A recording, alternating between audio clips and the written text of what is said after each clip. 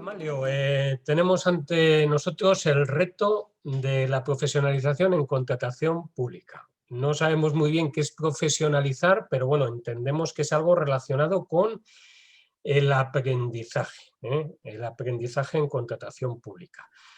¿Por qué entiendes tú que aprende una persona, ya sea contratación pública o lo que sea? ¿Por qué? ¿Qué es lo que motiva a una persona a aprender?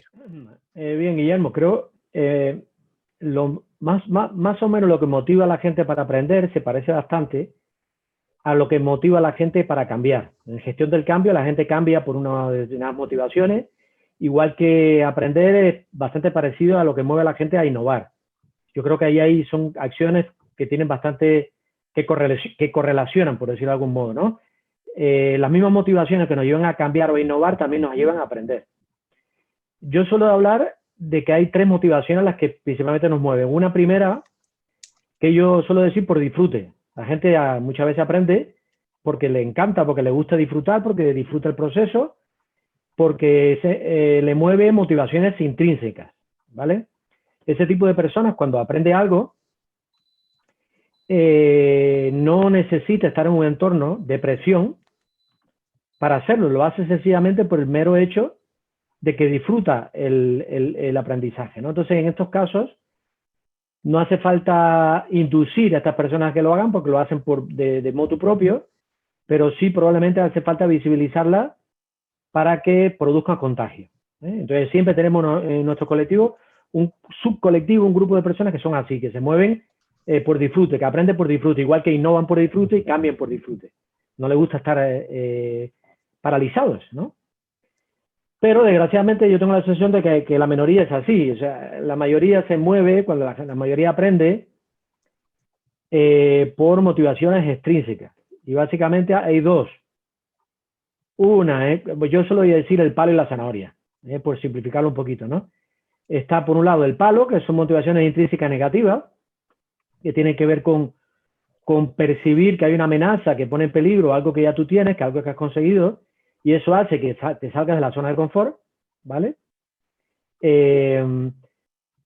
Aplicado esto a la administración pública, el que la gente vea, percibe el palo es un poquito complicado porque la gente está un poco instalada en una especie de burbuja de seguridad que yo tengo la sensación que cada vez es más engañosa porque vamos aprendiendo que lo que no se cultiva se puede perder. Y por otro lado, yo creo que sí se pueden hacer cosas para que esas amenazas la gente las perciba. Por ejemplo, estamos viendo que hay cada vez más una presión ciudadana que hace que el funcionario, la funcionaria, el personal público pase vergüenza cuando no sabe algo. O sea, la gente empieza a poner un poco descoloca a veces al personal público porque el conocimiento está cada vez más distribuido y la ciudadanía cada vez presiona más porque ese funcionario eleve su nivel, ¿no? Incluso la gente ya sabe quejarse más, sabe poner reclamaciones con más calidad. Por tanto, el funcionario público tiene que ponerse al día de esa tendencia, ¿no? Por otro lado, creo que hay que apelar más a la vocación pública. Creo que la vocación pública es un motor importante para que la gente aprenda. Y también es verdad que desde el punto de vista de la amenaza, todo esto que tiene que ver con la administración electrónica entra como un tsunami. O sea, la administración electrónica está entrando como un tsunami y hace que la gente necesite actualizar conocimiento porque no le queda otra, y eso está funcionando un poco como troyano para que la gente se ponga las pilas, pero sigue siendo una especie de amenaza. La gente lo hace refunfuñando, ¿no? La gente lo hace enfadada, la gente lo hace como un mal necesario. Y ya la tercera alternativa es la que tiene que ver con la zanahoria, que realmente es deseable. Es mejor que la gente se mueva por zanahoria que por palo. Pero desgraciadamente mi experiencia me dice que la gente se mueve más rápido por palo, ¿no?, que por zanahoria. Entonces, pero las zanahorias también se pueden y se deben visibilizar. Y yo creo que hay un margen para ello. Es también difícil la administración pública porque la carrera profesional de administración pública no te enseña muchas zanahorias, digamos, la zanahoria típica que conocemos, pero sí te muestra otras zanahorias que hay que explorar con ingenio, como puede ser, oye, sal del aburrimiento, empieza a hacer cosas nuevas, explota un mayor sentido del propósito, esto que hablamos de la de la vocación pública, ¿no? Que son zanahorias, que hay que darle hay que dotarlas de nuevo contenido, ¿no? Yo creo que en general la gente quiere aprender, pero la gente quiere aprender lo que le apetece. Es como el cambio, la gestión del cambio. La gente está bastante dispuesta a cambiar, pero lo que no le gusta es que la cambien. Quiere participar en ese cambio. Lo mismo pasa con el aprendizaje. Hay que hacer algo para que la gente se apunte al carro más por zanahoria y más por disfrute que por palo, ¿no? Pero bueno, sé que el palo sigue teniendo influencia. El palo complicado, ponerlo en funcionamiento en la administración pública, yo como funcionario lo de los palos complicados. No, pero por eso hay que explotar más los dos, hay que intentar los otros caminos. El del incentivo, el de la motivación y el del disfrute. Hay que hacer que el aprendizaje se convierta en un proceso de disfrute, que lo es. Cuando se hace bien, lo es. Venga, Amalio, cuéntanos ahora, tú que eres experto en estos temas de inteligencia y de aprendizaje, ¿cuál es el proceso para que una persona aprenda? ¿Cómo aprendemos las personas? Bien, en el proceso de aprendizaje se dan dos lógicas. Hay una lógica que es muy natural, que aflora sola, que digamos es espontánea, que es el aprendizaje espontáneo, ¿vale? Y después hay una lógica que es más deliberada. Más deliberada en el sentido que ya te pones metas y dices, oye, tengo que aprender, tengo que hacer un plan de formación, porque si no me voy a quedar atrás. Entonces hay un aprendizaje natural, espontáneo, que suele ser más eficiente, porque es natural, todo lo natural suele ser siempre más eficiente, que se da, por ejemplo, cuando hay contextos que estimulan eso. Entonces hay contextos que son más retadores. Hay contextos que son más dinámicos, menos conformistas. Cuando explico esto, suelo decir que son contextos donde la tasa de sustitución y renovación de conocimiento es más elevada. Quédate con esta idea. O sea, está contexto donde la tasa de sustitución y renovación de conocimiento es más acelerada. Entonces, si tú trabajas en un contexto donde las tareas están constantemente renovándose en contenidos, tú espontáneamente ya es como si la musculatura del aprendizaje ya está entrenada. Tienes que ir al gimnasio constantemente porque las propias tareas que realizas requieren que tú renueves conocimiento. Y conocimiento, ¿no? Entonces ahí se produce una reacción natural. Sin embargo, hay otros contextos que son más conformistas, son más estáticos, ¿vale? Incluso se mueven según una cierta lógica de gestión de versiones, que tiene que ver con las leyes. ¿Sí? Conectándolo un poco con esto, solo te pones las pilas cuando la normativa cambia. Una vez que la normativa se estabiliza, ya se acabó, no te interesa aprender más. Entonces, lo que yo llamo la lógica, en vez de la lógica del beta perpetuo o del beta permanente, la lógica que se aplica es la lógica de la gestión de versiones. Entonces, tienes grandes periodos de zona de confort y después viene como una especie de turbulencia muy brutal que te obliga a aprender aceleradamente, ¿no?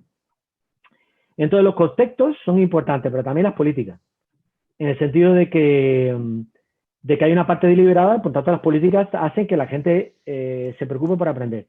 Yo estoy conectándolo con la contratación, que es el motivo por el que tú me invitas. Creo que ahí, yo lo simplificaría mucho porque no soy experto en contratación, pero yo creo que hay, dentro de los ámbitos de conocimiento que hay en contratación, hay un ámbito que es muy vertical, pues llamarlo de modo vertical, que tiene que ver con el marco normativo, el entender muy bien la normativa, porque yo entiendo que la gente que se mueve en este ámbito tiene que ser muy garantista, porque tiene que cumplir la ley, si no sería un gran problema. Pero después hay un ámbito que es transversal. Yo aquí aplicaría, Guillermo, una cosa que en inglés le llaman T-shaped people, que sería el perfil de personas, o sea, el perfil que triunfaría para mí en el futuro, en el mundo de la contratación, sería un T-shaped people. Un T-shaped people en español sería algo así como un perfil en forma de T, de la T, ¿no? Que tiene una tilde y tiene un tronco, ¿no? El tronco sería ese conocimiento, ese dominio especializado que tiene que ver con el marco normativo, pero después está la tilde, que es transversal, que tiene que ver con una capacidad holística de ver con un perfil humanístico el entorno que te mueve. No puede ser solo un filtro tecnocrático, sino que tiene que haber un perfil humanístico que haga que la contratación tenga sentido común. Es mucho sentido común. Y no es cierto que el sentido común... bueno, es verdad que hay ciertas leyes que están muy mal escritas, que burlan el sentido común, que son insultantemente incompatibles con el sentido común. Lo sé, yo he estado en procesos de contratación que no lo puedes entender. Pero estamos hablando aquí que el aprendizaje también impacte en cómo se redactan en esas normas. No solo cómo se aplican, sino también cómo se redactan, ¿no? Entonces hay que aprender mucho de la tilde, en el ámbito de la tilde, y hay que aprender mucho con el tronco. Yo entiendo que a mí se me invita aquí para hablar de la tilde. Del tronco estamos, vamos, en contratación tenemos unos troncos muy gordos porque siempre hemos hablado del tronco y estamos dándole vueltas al tronco y no paramos de hablar del tronco, del marco normativo, de la ley, de los artículos. Pero entiendo que esto es un problema bastante más amplio y más complejo. Amalio, ¿cómo es mejor aprender, solo o en compañía, a tu juicio? Los dos momentos son importantes y son complementarios. Los dos momentos son necesarios. Ahora está muy de moda todo lo que son las salas diáfanas, que todo el mundo está mezclado, que todo el mundo esté hablando al tiempo, que esté conectada, pero yo creo que incluso en ese modelo se está descuidando el otro, y es que la gente también es importante que tenga su momento de soledad. Entonces yo creo que, por un lado, el momento de compartir es interesante porque es el momento donde tú puedes acceder a nuevos conocimientos, a nuevos argumentos, a nuevas experiencias. Además, es muy divertido el aprender compartiendo, pero el momento de aprendizaje en soledad aporta una capa muy interesante, que es la capa de poder profundizar en ese conocimiento al que te has expuesto y poder consolidarlo. Si no tienes ese momento de soledad para poder consolidar y profundizar ese conocimiento, no hay enriquecimiento, se queda todo muy superficial, ¿no? De hecho, yo siempre digo que el conocimiento, el aprendizaje, para que funcione bien, tiene que ser iterativo. Tienes que salir y entrar. Conectas con otras personas para exponerte a ese conocimiento nuevo, después vas a tu momento de soledad, de introversión, donde consolidas, piensas en ese conocimiento y vuelves de nuevo al entorno colectivo a refrescarlo, ¿no? Entonces yo creo que los dos momentos son necesarios y complementarios. Eugenio Molini, estuve leyendo, que lo conoces, que se fue a un santuario y estuvo sí. 3 años. Sí, bueno, conozco mucho a Eugenio. Estuvo 3 años, pues igual haciendo ese proceso de profundizar y de... Sí, Eugenio hace mucho hincapié en esa faceta y después la enriquece mucho colectivamente, o sea, le saca mucho provecho cuando va a la otra fase, al momento colectivo. Pero es verdad que Eugenio es un maestro en eso, en combinar muy bien los dos. Yo valoro mucho su trabajo porque eso le permite introducir sabiduría y le permite introducir pozo a la fase colectiva. La fase colectiva tiene mucho de ese pozo sabio, ¿no? que solo encuentras cuando te encuentras a sí mismo. Bueno, llegamos a... has llegado aquí porque a mí me habían hablado muy bien de ti, te he estado leyendo y bueno, yo creo que eres un experto en lo que se denomina inteligencia colectiva, ¿no? Que yo es lo que entiendo, pues que nace en esos ámbitos comunes, compartidos, en donde donde las personas empiezan a sacar lo que llevan dentro, ¿no? ¿Qué es la inteligencia colectiva? A ver, la inteligencia colectiva es la inteligencia que se crea cuando un conjunto de personas hacen cosas juntas.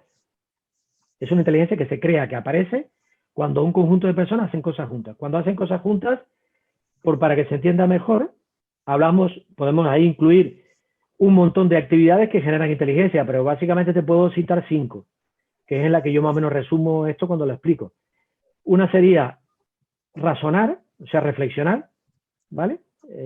Tiene que ver con el diagnóstico colectivo, ¿eh? Cómo un grupo de personas, un conjunto de personas pueden razonar juntas. Lo segundo es la creación colectiva, crear cosas nuevas, con un grupo de personas que crea cosas nuevas. El tercero sería aprender, lo que hemos dicho antes, el aprendizaje colectivo. Un grupo de personas se junta para aprender. La cuarta actividad sería tomar decisiones, que suele ser la más conocida, en la que más nos fijamos. Y la quinta, resolver problemas. Entonces, cuando un grupo de personas se junta a hacer cosas juntas, valga la redundancia, para razonar, aprender, crear, tomar decisiones o resolver problemas, va generando una inteligencia colectiva.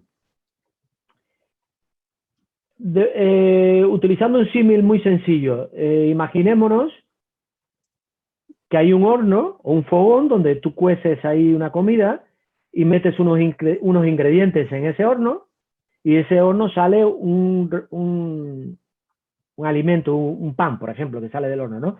Básicamente, hay esos ingredientes que se meten en el horno serían las personas, ¿no? Y sus ideas.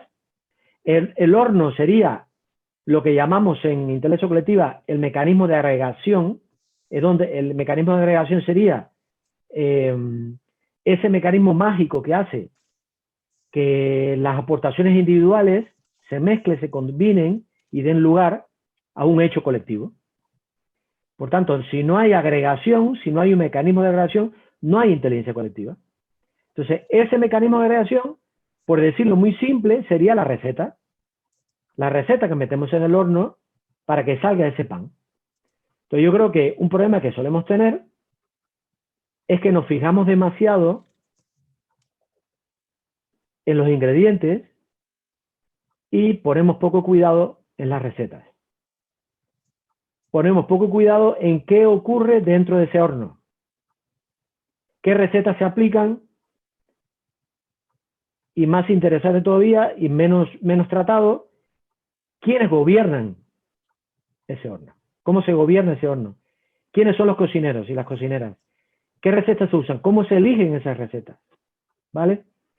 Entonces, eso explica por qué puede haber grupos colectivos de personas brillantes, por tanto, ingredientes de primera calidad, que después dan como resultado panes incomibles.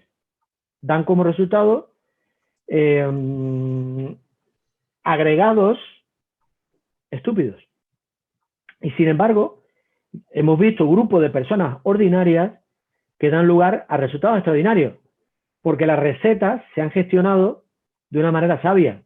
Por eso que a lo que yo me dedico, que es la inteligencia colectiva, donde estoy poniendo el foco, principalmente, es en lo que a mí me gusta llamar, me gusta decir que la inteligencia colectiva es un reto de diseño de arquitecturas participativas. De lo que se trata básicamente es de cómo rediseñar ese horno, esas recetas, para que se aprovechen las sinergias de los participantes y salga un resultado de máxima calidad.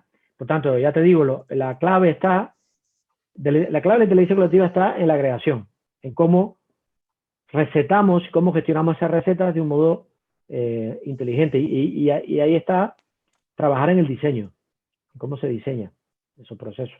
Entornos públicos, Amalio, bueno, yo he sido funcionario muchos años, conozco muchas administraciones públicas, tú también llevas trabajando, entiendo, como consultor con el sector público muchos años. Sí, muchos. Yo creo que son entornos poco dados a meterlos en el horno, en el sentido de que, pues bueno, lo que son despachos suelen ser cerrados, no suelen ser despachos abiertos, la comunicación suele brillar por su ausencia, somos como departamentos estancos. Es lo mío, luego es lo tuyo, no es nuestro, ¿no? Nos falta ese... ¿Qué es la serendipia que te he leído, Amalio? Las serendipias son casualidades afortunadas. De una forma muy sencilla de definir, son casualidades afortunadas. Es la posibilidad de encontrarte con situaciones inesperadas, ¿vale?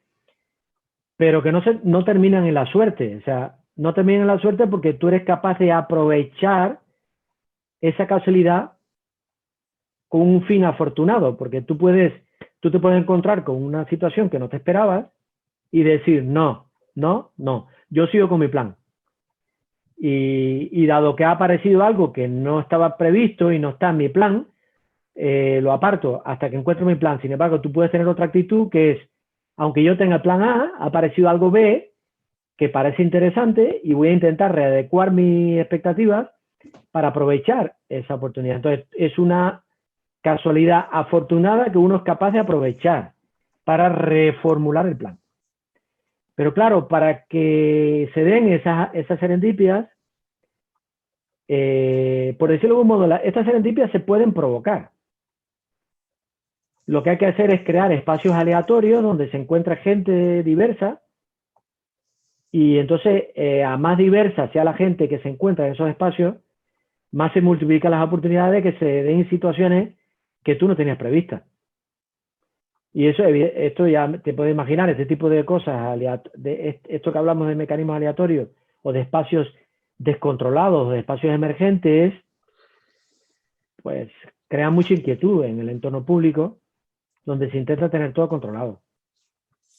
Hay que crear esos espacios, hay que introducir esos espacios. Ahí estás tú diseñando, pues eso, ¿no? Las arquitecturas de participación. Y en esa arquitectura, pues no sé, si hubiera un organismo ahora público, bueno, ha pasado por aquí Juan Carlos González González, que es el director del Instituto del IAP. Si Juan Carlos te dijera, bueno, ¿qué arquitectura participativa se podría diseñar para abordar la profesionalización? ¿Qué condiciones serían precisas para que surgiera esa inteligencia colectiva y abordar la profesionalización? Bueno, yo creo que cuando hablamos de inteligencia colectiva aplicada a la contratación, uno de los elementos clave está en que haya participación de todas las partes. El quién es. Dentro del diseño de estas arquitecturas participativas hay un qué, hay un por qué, hay un quién es y hay un cómo. Esto sería un poco largo contarlo aquí, pero básicamente el qué tiene que ver con qué queremos cambiar en la lógica de contratación, y eso hay que identificarlo. Entonces, desde el punto de vista de la inteligencia colectiva, ese qué tendrá que ver con los retos colectivos, porque hay retos que son muy de expertos, muy verticales, muy del tronco, pero hay un montón de retos que son de la tilde. Entonces, todos los retos de tilde tendrían que ser abordados como retos colectivos. Después, el quién es. Pues, hombre, si son retos colectivos, debían participar todas las partes, y evidentemente una parte que tendría que participar activamente serían los futuros contratados, ¿no? Los empresarios, los licitadores. Los empresarios o ciudadanos, no sé, todos los proyectos que haya donde la parte contratada, potencialmente contratista sería, o sea, sería contratante y contratista, ¿no? Contratante y contratista sería, ¿no? El lenguaje. Entonces, la parte contratista tiene que participar activamente para desencadenar procesos de empatía, ¿no? O desencadenar procesos de lo que se llama lectura fácil. En el sentido de que tiene que haber complicidad. Entonces ahí tiene que haber una diversidad dentro de las partes que participan en esos procesos. Y tiene que haber una apertura, tiene que haber menos arrogancia jurídica también.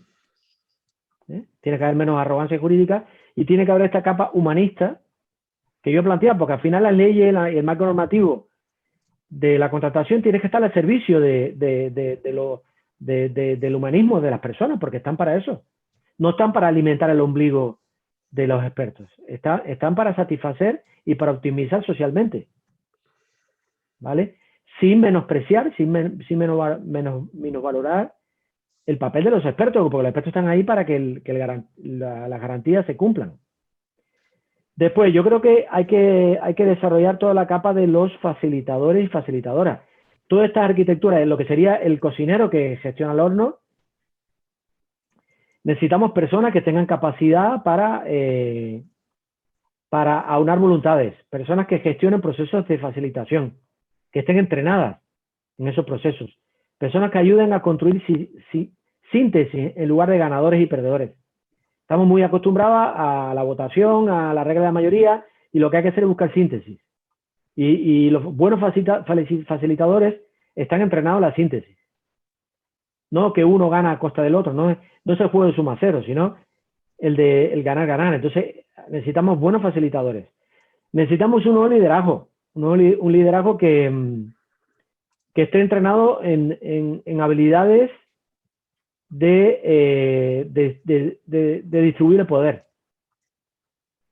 Oye, y esto suena raro en la administración pública, pero yo creo que ya empieza a haber mucha gente, de verdad, mucha más gente de la que creemos, que tiene formación en esto y que tiene ganas de hacerlo. Poco a poco se va moviendo el sistema, ¿no? Tiene que haber más pedagogía también, más pedagogía, más cultura de la interdependencia, en el sentido de darnos cuenta, lo que tú decías antes, de superar los silos,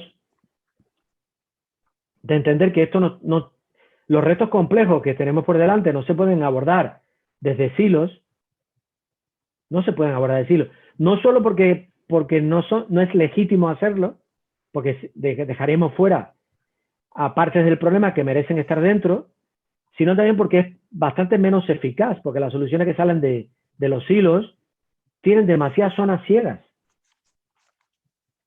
Los silos generan zonas ciegas. Entonces yo creo que todo esto formaría parte un poco de los ingredientes mínimos que tendría esa arquitectura participativa. Samalio, yo, vamos, me quedo con toda esta receta, ¿eh? Creo que serendipia ha sido que acabemos tú y yo haciendo esta entrevista, porque ha sido una casualidad, pero yo creo que ha sido una casualidad con buenos resultados, ¿eh? Con buenos resultados. Yo, por así decirlo, te compro todo el discurso, ¿eh? que has hecho, porque creo que es muy sensato, que tiene mucha lógica y sobre todo tiene mucho sentido común, ¿eh? Que es lo que tú decías al principio, ¿eh? El sentido común. Así que nada. Esto lo que pasa es que como filosofía hay que aterrizarla y hay que... Esto de las arquitecturas participativas hay que empezar a meterlas fuertemente, y la arquitectura participativa tiene un diseño, tiene una forma de trabajarse, y la administración pública creo que tiene un marco para que esto se pueda hacer, pero hay que aterrizarlo. Como no lo dejemos en la filosofía, porque la filosofía la gente tiende a comprarla con cierta facilidad.